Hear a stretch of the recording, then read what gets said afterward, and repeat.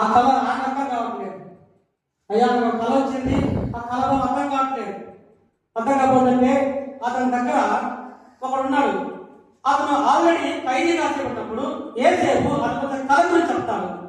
చెప్పడం వల్ల అయ్యా నీకు వచ్చిన కళ ఉంది కదా, నాకు కూడా కళ వచ్చింది సరసాలు ఉన్నప్పుడు అతనికి కళభావం చెప్పే శక్తి ఉంది.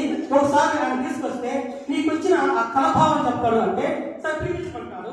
ఏసేపుని పిలిపిస్తాడు. పిలిపించిన తర్వాత నాకు వచ్చిన కళభావం కళ ఇదయ్యా, 7 పక్కపరిచిన ఆవులు 7 బలమైన ఆవులు తిన్నాయిసినాయి అని చెప్తాను.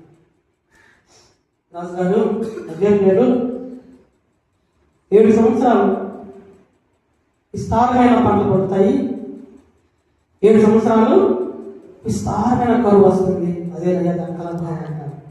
7 సంవత్సరాలు విస్తారమైన పంటలు పడుతాయి, ఆ తర్వాత వచ్చే 7 సంవత్సరాలు భయంకరమైన కరువు ఏర్పడుతున్నాయా, అదే కళభావం ఉన్నప్పుడు ఆ కళను సంతోషించి ఆయన విడుదల చేసి ఏం చేసిన 39